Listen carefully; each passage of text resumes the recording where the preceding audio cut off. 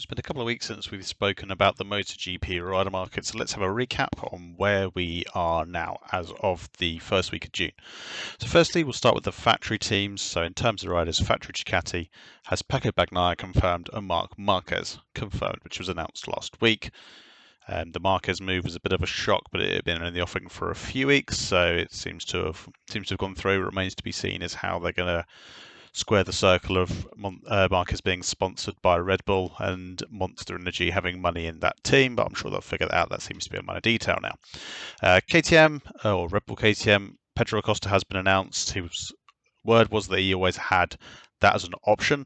So he was going to be satellite bike for his first year in MotoGP, and then his second year was going to get promoted to the factory team. Apparently that was written into his contract. Nevertheless, it has come to fruition. So Pedro Acosta and Brad Binder are signed for 2025 for the KTM MotoGP team. Aprilia, they've announced Jorge Martin.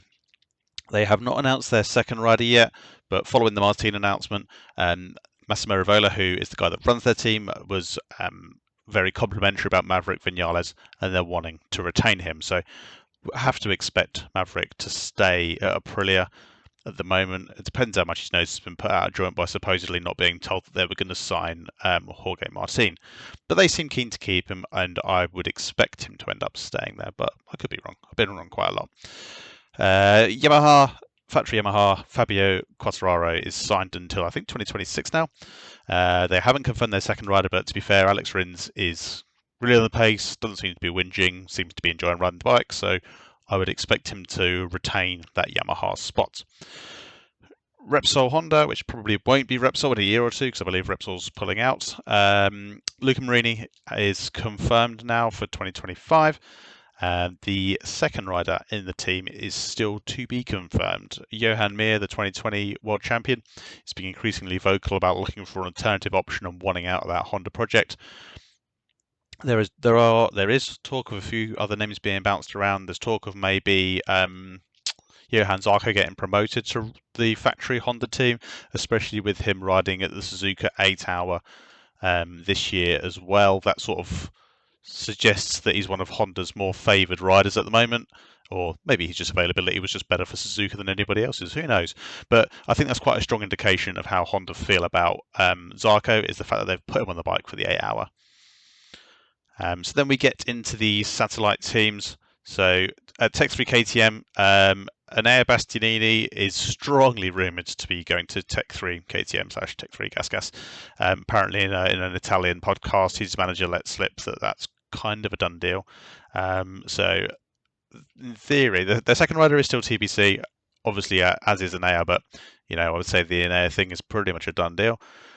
So their second rider could be Jack Miller if he wants to stay within the KTM group family. Apparently he's already been offered a seat in the Tech 3 squad. Depends if he wants to take it or not. So if he wants to stay with the KTM family, Jack Miller will end up in that other seat.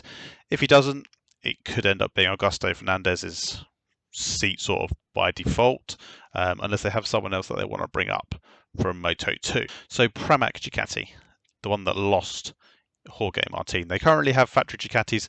There is talk of them maybe going to Yamahas, but nothing's been agreed for 2025 yet, so they may not even be running Ducati next year. Franco Morbidelli being their other rider, they don't have either rider confirmed, but we do know that Ducati has got to find a spot for Fermin Aldeguer from Moto2. So assuming Pramac continue to run Ducatis, you've got to say that Aldeguer is going to end up probably in the Pramac team. Who their second rider would be, don't really know. Martin's obviously gone, and Franco Morbidelli has not exactly set the world alight this year. VR46, they currently have Marco Bezzecchi and Fabio Di Gianantonio. Again, both of those are TBC, but I would expect them to A, continue running Ducatis, and B, probably re-sign both those riders. I don't see Bez going anywhere else. And I also don't see Digi going anywhere else. He's been riding all right for the team. The team seem to like him. I just think that they'll end up keeping their existing lineup, assuming that Pramac continue to run Ducatis. If Pramac runs Yamahas or switches to Yamaha, you may find that all of this needs to change. You may find that VR46 or Grassini, but probably more likely VR46 will have to make room for Aldeguer, which will dictate what their other rider does.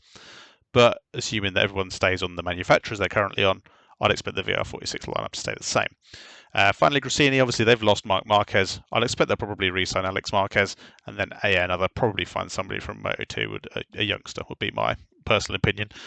If it already hadn't been sort of semi-confirmed that Bastianini was going to Tech 3, I could have potentially seen Bastianini ending up back with Gresini because he's been there before, and it depends if Ducati wanted to keep him. But it doesn't look like they do. Looks like he's off the Tech 3.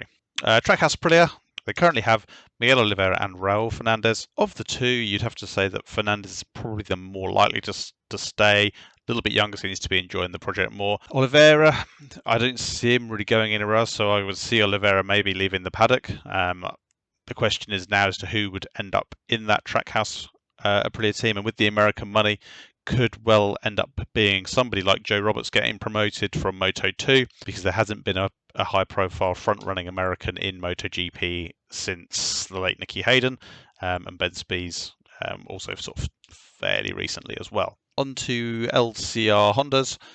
So Johan Zarco will stay there if he doesn't end up getting promoted to the factory team. Give you 50-50 on that. The other side of the garage, which has traditionally been the Japanese side of the garage with all of the Idemitsu oil money that flows through that, is currently Taka Nakagami in that seat. He's been in that seat a very long time and not been doing a great deal with it. The question is always going to be, I get the impression that Taka is going to stay in that seat until Ayagura is ready to be promoted from Moto2. So a lot of that depends on I in Moto2. If I is ready for promotion, or I wants to be promoted, or whatever, he'll get that seat, and Taka will go back to Japan, I'd imagine. But that's assuming that Taka goes. Ayagura will get that seat 100%. Let me know what you think in the comments down below. Remember, if you like this kind of content, give it a like. Please consider subscribing to the channel. Let me know what you reckon about the current 2025 MotoGP rider market and what you think of this view.